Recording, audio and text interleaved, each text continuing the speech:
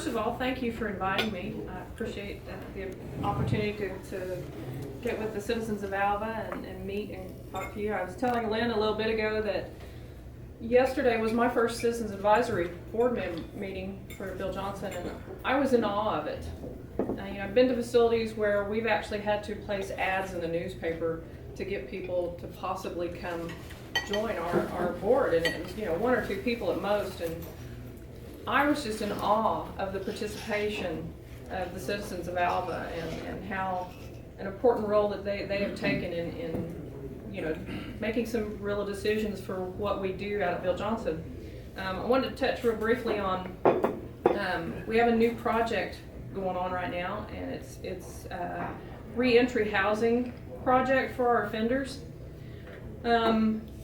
Wes Miller right now is going to chair that committee for us, and if anybody is interested in what is going on there, what we're doing is trying to find some housing possibilities for offenders who are working in the public here, the PPWP crews that are doing really well. And one of the challenges that they have when they go back out into the public is financial. We may have cleaned them up off drugs and things like that, but to be able to find affordable housing, especially right now, I've got a daughter that just got out of college, and finding a rent house under $1,000 a month is rather difficult with the oil boom and stuff that's going on. So one of the things we're looking at is, whether it's a group type setting, or if it's individuals that may be willing to rent to our offenders.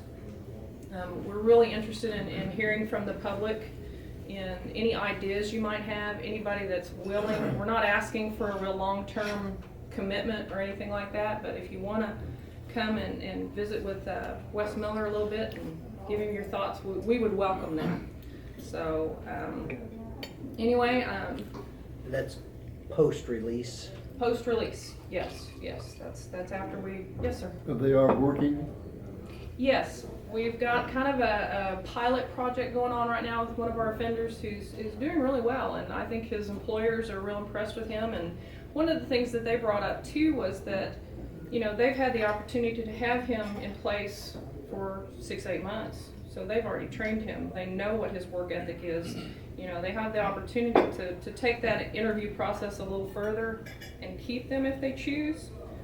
But that's kind of up to the offender and his work ethic and what have you. But that's kind of where we're leaning, trying to help our offenders stay successful and stay out, and to be able to maybe not go back to the environment that they were once in is a big help. You go back to the same old friends doing the same old things, you're going to end up in the same old place. So we really try to help them break that circle of thinking. One more question. Mm-hmm. About how many are you talking about? Very few. We're starting very, very small. We've got one right now. So. Can I add to what you're saying? Sure. Joe Don Dunham was the one who said, "We are delighted with this guy who has worked for us 6 to 8 months. He wants to stay in Alva. He would like to work for us. We are delighted with his work. He's going to be out in 2 weeks, and where's he going to live?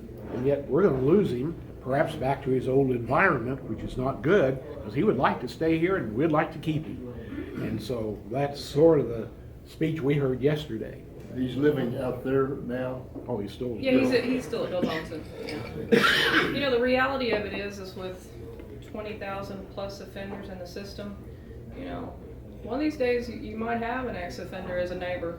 So if we can, as individuals, instill our values and our ethics when we can, to make sure that maybe they're a little bit better neighbor than what you might have gotten in the draw. So, this gives us the opportunity to teach and mentor and maybe help somebody out a little. When they're out, like he's going to be, do they report on a regular basis to a parole officer or some official? It depends on their sentence. Some of them are stipulated to to report if they have a probationary time. Some of them will discharge their sentence completely. A lot of our offenders are balance suspended upon completion of the program. So the balance of their main sentence will be suspended, but a lot of them still have a probationary time as well. So it just kind of depends on what the judge sentences you to. Mm-hmm. On several occasions, we've run into parolees and people on probation. I think that there's even one instance where I ran into an escapee. Well, How'd that work out? I paid his rent. Well, So they came and got him one day. those might be the better ones to rent too. A little lower key. Left a house full of furniture. Oh.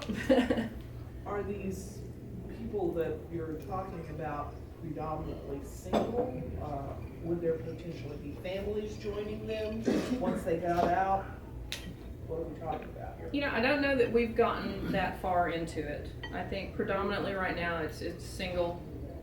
But yeah, most of them do have families. They have, you know, children that, you know, you would prefer that they make a living and support their families other than putting them into foster care or some other kind of thing. So everything that we can do to help them be self-sufficient, you know, has that trickle-down effect so that, you know, maybe DHS is not involved anymore and they're supporting their families better. So, yes, sir. William S.T.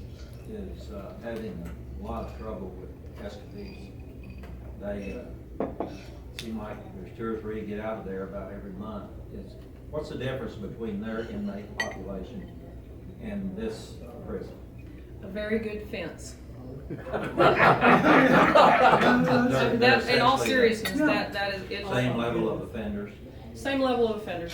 Most of them are young, most of them are minimum security. We are just one of the very few facilities in the state that have a very good fence. Winkita has no fences, none. They might have a barbed wire fence here and there. I was astonished the first time I ever drove up to WMSK because I could drive onto their grounds and park, which is just odd. But it's a lot like a lot of our facilities. They were not built originally to be prisons. You know, Bill Johnson was built specifically to be a prison. James Crabtree has a long history. You know, they were a high school and a college and an orphanage and a boys' school. I remember when they were a boys' school playing football at Carmen. Most of our prisons, you know, we have to do a lot of adapting to make them fit our security needs. But Bill Johnson is one of the very few, if not the only, minimum that I can think of off the top of my head that has a very good fence. Staffing is also, you know, the more eyes we can put on people, the better it is. It's kind of like a room full of children. You know, if you've got more eyes to keep them off the things that put them in danger, the better we are. So, you know, we try our best to recruit people. It comes back to housing as well for our officers. You know, housing is very expensive right now, and we're not known for one of the higher paying jobs in the area. So, you know, it's a challenge. You know, I keep telling the people that I work with that we need to, as correctional workers, do a better job. You know, not to dwell on what the take-home pay is, but the benefits that go along with that. And I love my job. You know, so I try to put that. It's a little harder to do with the younger generation. So, you know, we do our best to recruit, but I mean, seriously, a very good fence. Okay. Yes, sir. I have a question.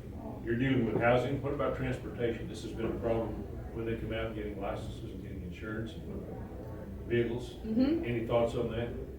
This all goes together. In our re-entry, we do make sure that they have a social security card, and if they have a driver's license somewhere floating out there that's not been suspended, because a lot of them are in DUI and other stuff, we go ahead and have their families send that in to us. You know, if they don't have a social security card, we try to get that done, birth certificate.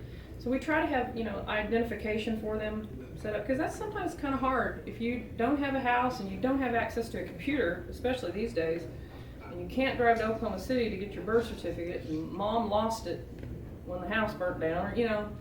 So we try to give them a leg up in that respect. We have a reentry coordinator that if they don't have housing or don't have any place to go to, that, you know, we try to get them into, whether it's a homeless shelter or something. We do try to help in that area.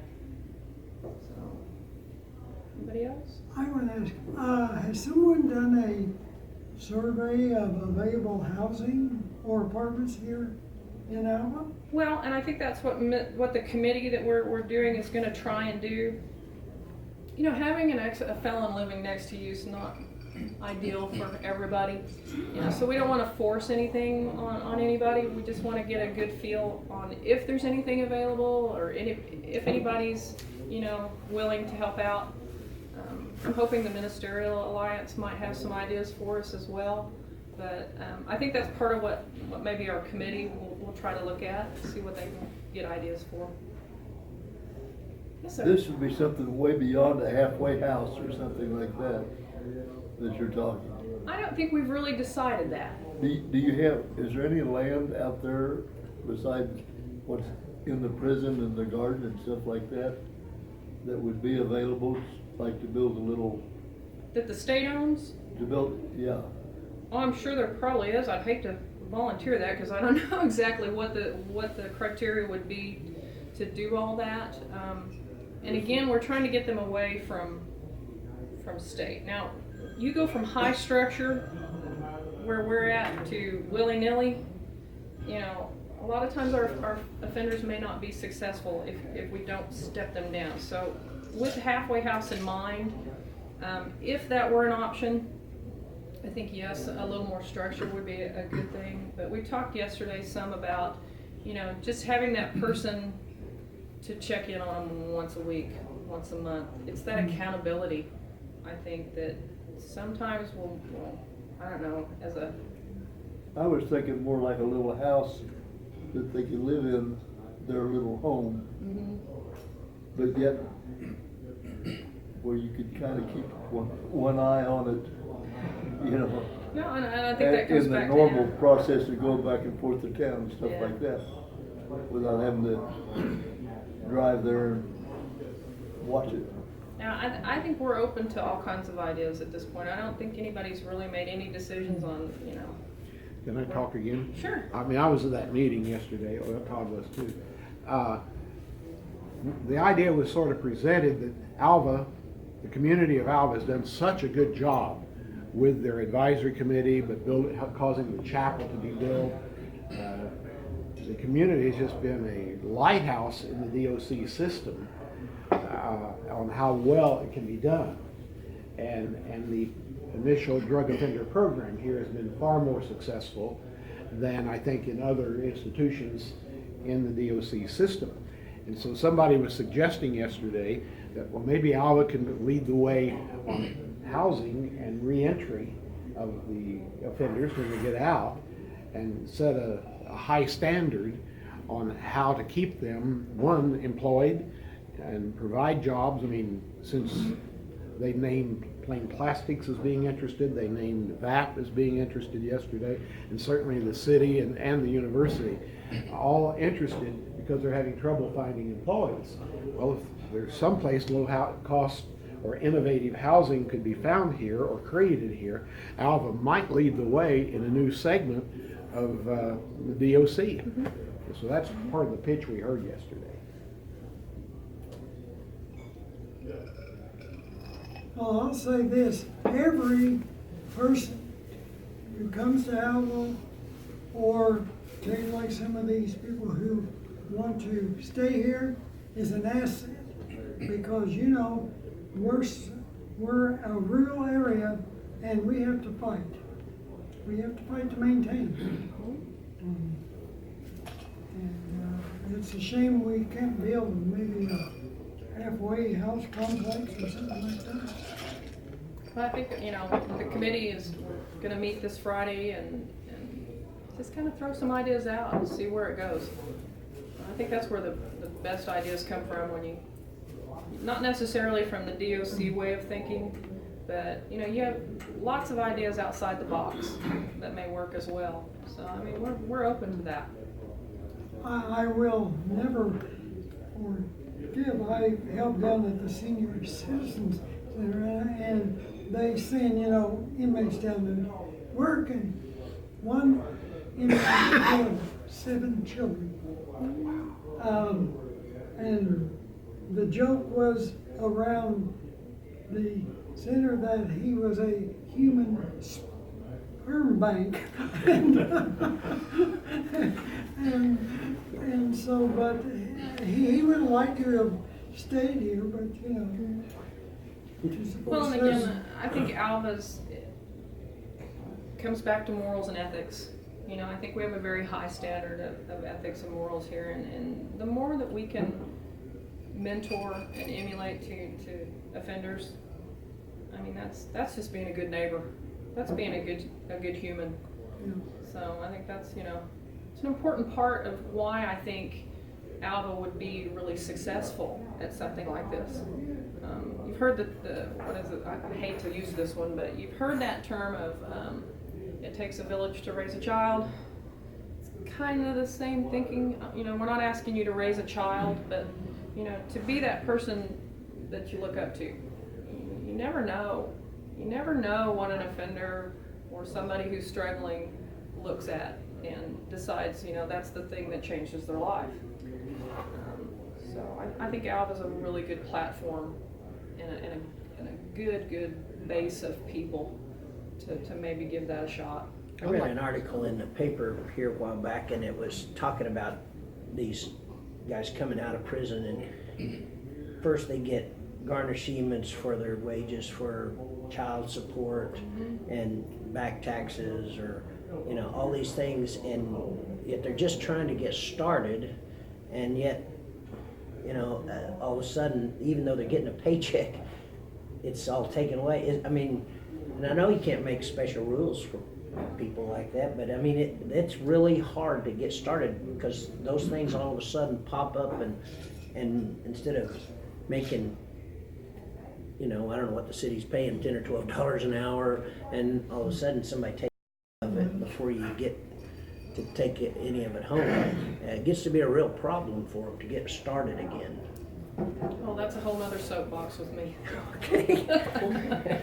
You know, I think for the most part though, and we try to relay this to, I try to relay this to offenders that, you know, judges are people too. If you're struggling, if you will write to the court and, you know, tell them that you're struggling, sometimes they'll help you. Sometimes, you know, if you can show that, you know, while I was incarcerated, I might only have been able to pay $1 a month out of my $8 wages a month, which is about average. That, you know, you show that judge that you're trying, and, you know, I think for the most part they'll. But you're right, it's hard. You know, you get DHS going, and well, let's talk about deposits. Try make an electric deposit or a gas deposit, and I think that's part of too what this committee will try and find some solutions for them. I mean, we talked about scholarships and grants and different things that, you know, may give that person a leg up. But sometimes you're gonna have an uphill battle anyway. I'm an insurance agent. If the guy had his license suspended for DUI, or worse yet, some vehicular manslaughter thing, there's a lot of companies that I represent that won't even touch them. And if they do, you're looking at 4 figures in front of the decimal point every 6 months. They can't afford that. Yeah.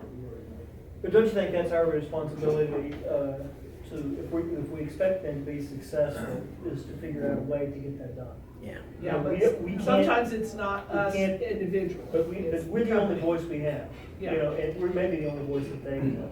And I think we have to fight for them. And to answer your question, Richard, Hickman put a bill on the table this year that allowed them to get mechanical license, like if they had their electric license, or if this one had to do with their CDL. You know, we need CDL drivers, but yet since they were incarcerated, they lost their CDL capabilities. His bill allowed them to. This bill didn't pass it. I thought it did, but maybe I'm wrong. I thought it I did. hope so. Well, and you know, Unit 4 is a good example of, you know, he may not be able to drive again.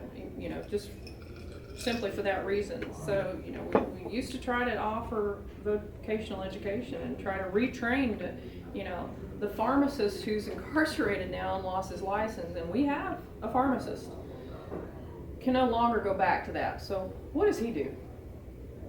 You know, he is used to a very specific job. So, you know, we used to have all kinds of votechs and things that you could retrain and learn to be a plumber or learn to be an electrician. Unit 4 is a housing unit now. It used to be our votech. So, you know, that's the reality of our incarceration rates. We still try to do as much training as we possibly can. But yeah, it would be nice if we could, you know, a lot of people talk about the pendulum swinging. You know, sometimes we swing this way, and that's kind of where we're at. It'd be nice if we kind of be able to come back budget-wise and do more of that kind of training and type thing. But yeah, it's a challenge, but that's the reality of the choices that they made as well. So we do try to train them in other areas if possible. Anything else? Todd, what was your reaction yesterday to that? No, extremely favorable, and I think there's a lot of, if not, I mean, I don't think it's unusual. You know, we're a very caring, compassionate community, and I think there'll be avenues that are open. I'm not sure that I don't know how to embrace, you know, putting a criminal, you know, next to a single mother with 2 kids. You know, it may not even be anything related. It may have been, like you said, a pharmacist that got in trouble with a license, but nevertheless, it's there. You know, so I think we have to be protective. But I still go back to, remember AC and Betty Zimmerman when they had they were, and they maybe not initiated it, but when they had the families that adopted foreign students, you know, when they came to Northwestern 25, 35 years ago, whatever that was. I think that's the exact same program. I think, you know, each one of us takes a shot at this and gathers one of those guys up and says, hey, come eat with me, you know, let's talk, let's visit, let's talk about life, let's find you a job, let's find you some place to live, and let's work through this together. Because it may be that's the only way that they're going to get any success at all. It's a huge commitment on our part, but what else are we supposed to do, right? We're only here for one purpose. We're all human. Yep. Mm-hmm. One more point I'd ask, how many of your people out here are minorities at this time? Or what? I'm sorry? Are minorities, racial minorities? Minorities? Primarily speaking, that don't speak good English. Oh, I didn't check that one this morning, but we normally run around in the 60% white range, and then it goes to 30 to 40 and on around. My thinking is, I don't have exact numbers on that, but I if could you want probably. success, I think you could take some of these minorities, if you could get them to be bilingual, there'd be one heck of a market just around here. I would love to hire somebody with the people who can speak Spanish. So many of my customers do, and we don't. I hired one at Woodward, but I can't hire one here. That's a good point. That would, you know, maybe that'll be helpful. Something that the committee can kind of take a look at. You have education out there with GED. Maybe you could take a little bit of that time and shove them into an English speaking course of some sort. Okay, something to consider. Becky, I initially invited you to tell about your career in corrections. You got 5 minutes left. I'd much rather talk about things that I know. So I mean, this has been very interesting, and I, you know, like I said earlier, that citizens advisory yesterday I was just in awe. I've never seen that kind of interaction, and I'm excited to see, you know, that people are willing to help, because so many just want to turn a blind eye and not do anything. So I'm excited. I'm anxious to see where it goes. So, but You mentioned Carmen. Are you from Carmen? yes, I am. My roots are deep here in Northwest Oklahoma. I was born in Winoka, graduated from Carmen-Tacoma, got my bachelor's degree from Northwestern, and, you know, like most hot-headed teenagers, I was all, I'm gonna go to Los Angeles and never come back to a small town. But guess what? I married a man from Byron. So, I've been there for 25 years. What's your maiden name? I was a settle. Okay. I don't know if you guys remember the gas plant that was west Carl's. of Carmen. Carl's? Oh, y'all know Carl? Well, okay. Carl's my dad. Okay. So, you know, my roots run pretty deep here in Northwest Oklahoma. Carol Settle. It's my mother. So Really? Dale would be your, Who? Dale Settle? I don't know a Dale. Carl and Carol were my mom and dad, and I, you know. 2 or 3 brothers. They moved to, Which one's your husband? Johnny. Okay. I got the number, I figured it out, he's number 10. So, but a lot of people ask me, why corrections? What in the world made you get into corrections? Well, I can't say that it was on purpose. It was kind of an accident. I kind of took the long way around to get my degree. Again, hot-headed teenager. Got my degree, and girl that I knew says, come try this. Okay. I had no clue what I was even interviewing for, and why they hired me, I still have not quite figured out yet. But they did. I was a drug and alcohol counselor for a contract provider out here for Bill Johnson to begin with. Bill Johnson was the first facility I ever worked at, and I loved it from the very first minute. I have never had a job that has challenged me in the way that corrections has challenged me. I'm a problem solver, and there are problems every day,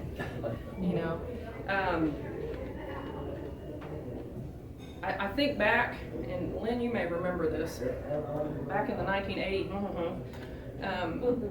you published something in the newsgrounds called the Dream Team. And it was, you took a senior or two from everywhere, and you put your picture in the newsgram, which was completely cool, and did a little biography. I remember because I was one of them. Oh. But I very specifically remember putting in my little biography that I wanted to be a chemist. I was going to go save the world. I was going to cure cancer. I was going to, create world peace. And, I think about that now and where I'm at now. And I'm like, whoop, did I take a left turn somewhere? But get my train of thought here, because I stumbled into it kind of by accident. Never looked back. Never thought about doing anything else.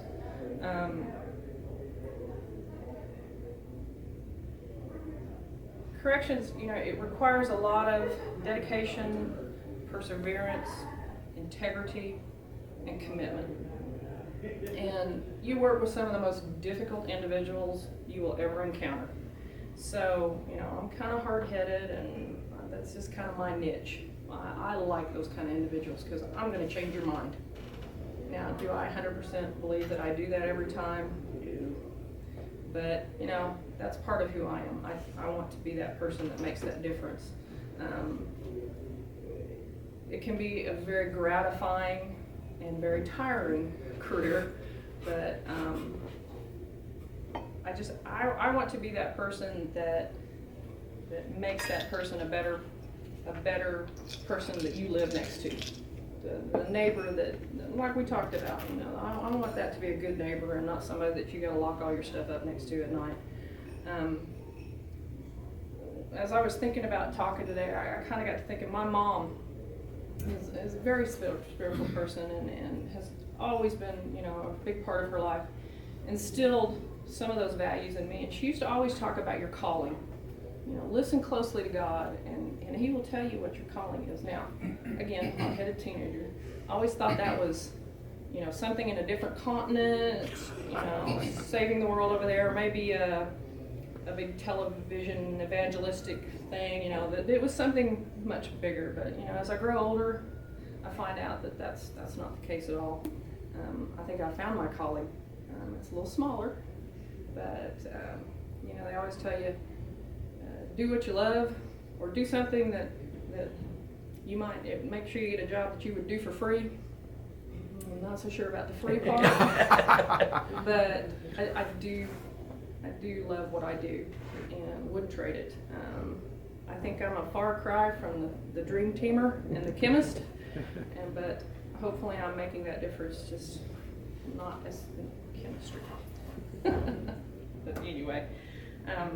I hope that if you have any questions about the committee that's coming up, that, boy, we would value your opinions. We value your input. I'll leave some cards here. If you ever have any questions, just give me a call. Be happy to answer them. Thank you. your turn. Have I got time? Yeah, we got 3 minutes, I think. I was just not taking account here. You know,